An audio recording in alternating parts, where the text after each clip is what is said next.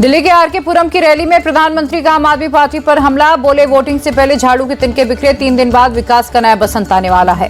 प्रधानमंत्री बोले दिल्ली को ऐसी सरकार मिलेगी जो लड़ाई झगड़े और बहाने नहीं विकास की बातें करेगी। आपदा आई तो दिल्ली के 5 साल और बर्बाद होंगे।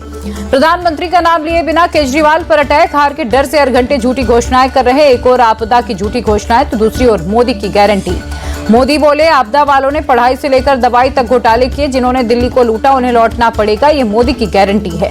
प्रधानमंत्री बोले आपदा वाले झूठ फैलाने में जुटे। दिल्ली में जनहित की एक भी योजना बंद नहीं होगी, मेरी गारंटी है, एक भी झुग्गी नहीं टूटेगी।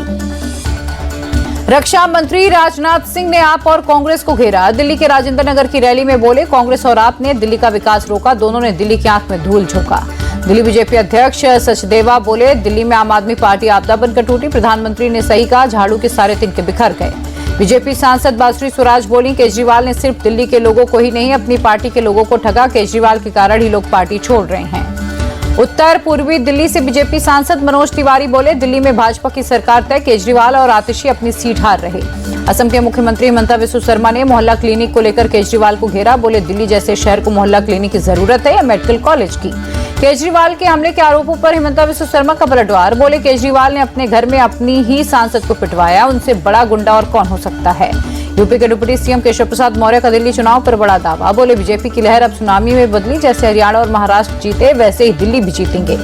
प्रधानमंत्री के बयान पर सिसोदिया का तंज। कहा मां सरस्वती की कृपा उन लोगों पर रहेगी जो पढ़ाने पर काम करते हैं, न कि उन पर जो लड़ाने का काम करते हैं।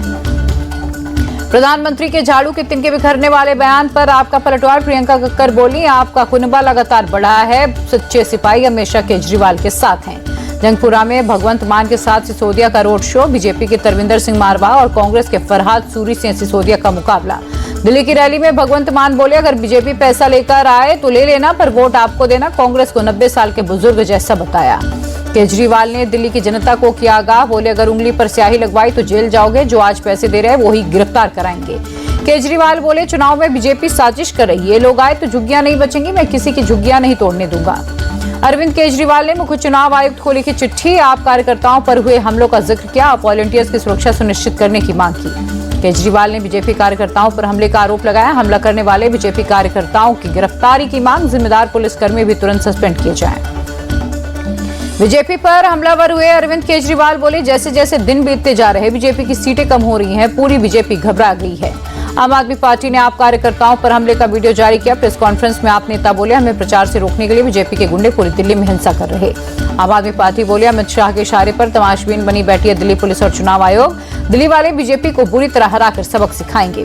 केजरीवाल के आरोपों पर बीजेपी का पलटवार। सुधांशु त्रिवेदी बोले केजरीवाल का काम सिर्फ अनर्गल आरोप लगाना, अभद्र भाषा का इस्तेमाल करते हैं केजरीवाल। वोटिंग से पहले केजरीवाल की मुश्किलें बढ़ी। वाल्मीकि समाज और दलित महापंचायत ने किया बहिष्कार। केजरीवाल का पुतला फूका। दिल्ली के लिए बीजेपी ने कैंपेन सॉन्ग किया लॉन्च। दिल्ली वालों को बीजेपी सरकार चाहिए के नाम से गाना जारी। निरहुआ ने दी आवाज। शिंदे गुट के नेता और महाराष्ट्र के मंत्री गुलाब राव पाटिल जलगांव में बोले भगवा झंडा के कारण मैं मंत्री बना, चुनाव में अन्य लोग एक तरफ और भगवा एक तरफ था। बिहार के डिप्टी सीएम सम्राट चौधरी ने लालू यादव पर निशाना साधा। बोले लालू यादव ने बिहार को लूटा, लालू और उनके परिवार ने बिहार के लिए कुछ नहीं किया। पूर्व डीजीपी आरपी ठाकुर होंगे आंध्र प्रदेश सरकार के नए सलाहकार। नायडू सरकार ने 2 साल के लिए सलाहकार किया है नियुक्त। मिल्कीपुर में सीएम योगी ने चुनावी रैली की। सपा पर जमकर बरसे। बोले अयोध्या के विकास से समाजवादियों को पीड़ा, रामलला विराजमान हुए तो सपा ने विरोध किया। योगी बोले मिल्कीपुर उपचुनाव राष्ट्रवाद बनाम परिवारवाद के बीच माफियाओं को गले लगाती है समाजवादी पार्टी, सनातन विरोधी है सपा। योगी बोले अखिलेश 2 महीने से कुंभ के खिलाफ ट्वीट कर रहे हैं। सनातन धर्म का जिससे गौरव बढ़ता है उसे सपा को पीड़ा होती है। अयोध्या की घटना पर फूट फूट कर रोए सपा सांसद अवधेश प्रसाद। दलित युवती के लिए मांगा इंसाफ। बोले न्याय नहीं मिला तो इस्तीफा दूंगा।